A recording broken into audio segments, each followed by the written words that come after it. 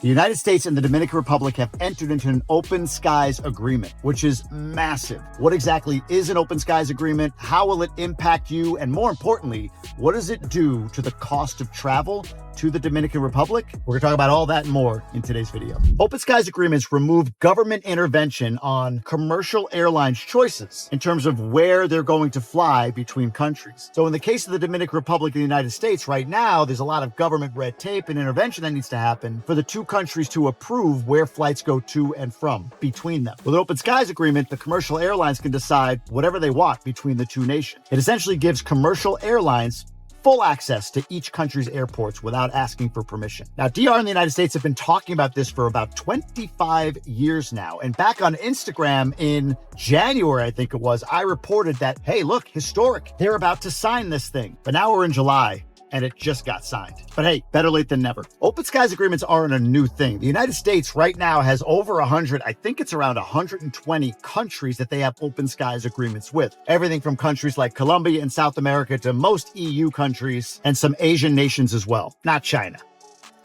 And these agreements have helped lower airfare between countries because it increases the number of routes from certain destinations, therefore increasing competition. And when there's more competition, the prices go down. In fact, check this out. A 2016 study done by the Brookings Institute showed that open skies agreements contributed $4 billion back to travelers, that much in savings, with an average fare savings rate of about 15%. So when you combine all of that with this open skies agreement between the US and DR, there will be more flight routes, there will be more competition, there will be lower fares for some of you, not for all of you. Let's come back to that one. First, let's address the other parts of your airfare that aren't going to change. Both the US and the Dominican Republic have taxes and fees that are part of the airfare that you pay, but you don't care. You just see the total amount. Does it make sense? Is it affordable? Yes, no. But some people will say, hey, look, it doesn't matter. The airfare is not the problem. It's all the taxes and the fees on the back end. And while I don't disagree, it all depends on where you're flying from right now. Now, to be clear, the Dominican Republic has one of the highest VATs, value add taxes, that they place on airfare.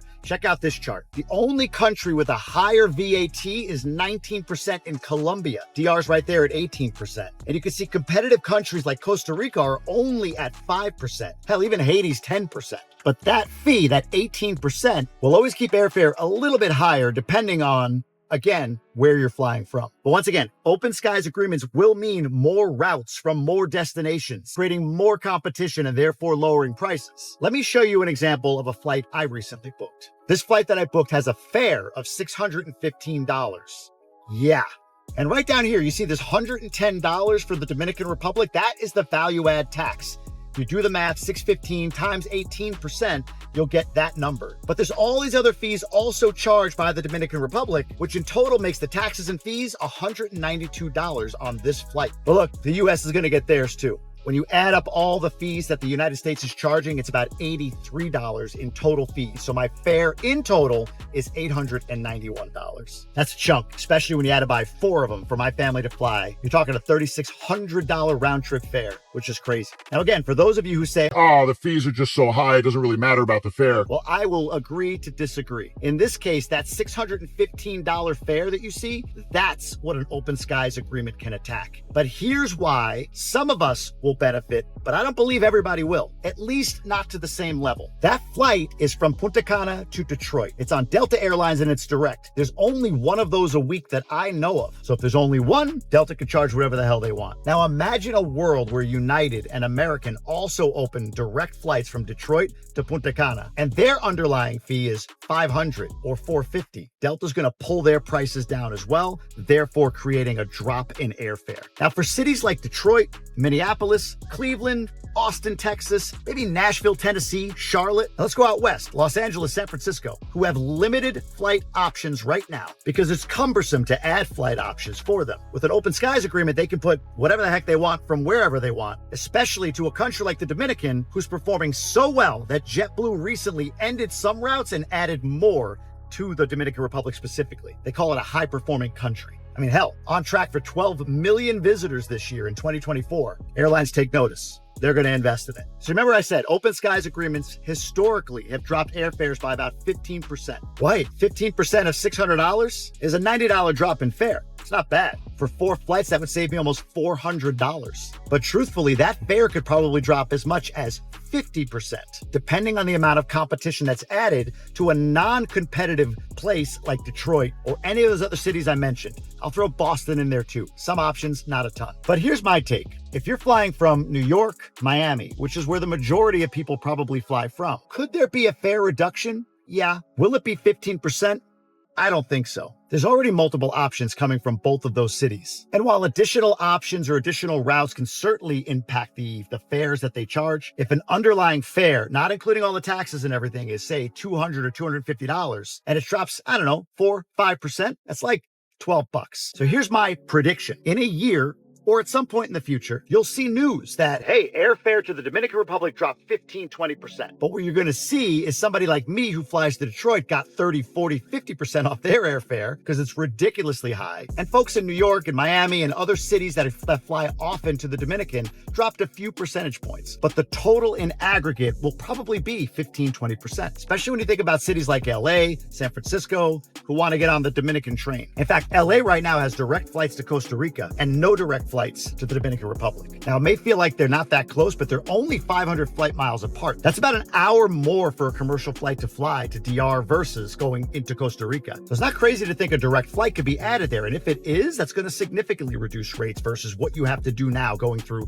Charlotte or Miami on an overnight flight. Again, all of this is just ideas and conjecture about what could be. And it's my prediction that the total amount will drop, but you'll see it disproportionately in markets with very few options. But hey, I hope New York, I hope Miami, I hope you get the best rates possible. Now, one other variable in all of this is the cost of fuel. That drives airline prices for sure. So as you see news about the cost of fuel rising or lowering, that also is going to impact airfare. But again, supply versus demand. If there's more supply of flights to meet the demand that there is to come here, prices go down. That's just the way it works. It's a race to the floor in the airline industry. It's how airlines like Spirit are able to put up $8 fares, and then the second you book with all their add-ons, you're at $640. We book the $8 fare, which I'm being hyperbolic, but you get my point. We book the low fare because it's, oh my God, I want to pay the least. And then we convince ourselves that we can navigate all the little fees. But at the end of the day, we're paying the same amount, maybe more sometimes, than if we just booked with a traditional air carrier. The other interesting thing that I see here is airlines like Aerojet, which is a Dominican-based airline. Now they get more access to the United States, which could mean the rise of a small but potential industry in having more than one Dominican airline. I feel like there's a second one. Can't remember the name of it though. You could drop it down below if anybody knows in the comments. But the point is, this gives the Dominican Republic now access to the United States, adding potential competition to the traditional US commercial carriers. So there's a lot of potential for increased competition and therefore reduced rates. Now, in fairness to DR, back in 2022, there was a reduction of some taxes on travel to DR, saved probably $40, $50 on a regular flight. But the big cut would be if they ever came off of the 18%. I don't see that happening, to be honest with you. The Dominican Republic needs more tax revenue in order to increase their standing in terms of credit risk rating and truly step into the developed world. So if anything, they got to find other ways to tax, not cutting taxes. Now, does that mean they'll find new taxes for airfare? Some are going to say yes, but those same people just don't believe anything about the Dominican Republic. They think everything here is corrupt and everything here is the government will find a way to screw you. I see it the other way. I think the government is way smarter than we give it credit for. And I think they'll be very tactical if they raise any additional taxes on travelers in. When people are here, they're paying 18% for everything they purchase. They want more people to get here. Doesn't mean they absolutely won't increase taxes or add on additional fees to airfare, but they won't allow it to be a washout in terms of the price of airfare overall. They're going to make sure this open skies agreement generates exactly what they're promising, which is a reduction in the cost to arrive here in the Dominican Republic. That's my take, and I'm sticking to it. Look, I write about topics like this all the time in my newsletter. There's a link down below where you can register, and you'll get it every Thursday, 5:30 p.m. Eastern. I've been going deep on microchips, open skies agreements, cost of living down here, and so much more. So here's to the hope of reduced airfare with this new open skies agreement signed. I would love your thoughts down below in the comments. And I truly appreciate all of you following along. If you haven't already, please subscribe. Would love to have you along on this journey, and we'll see you on the next video.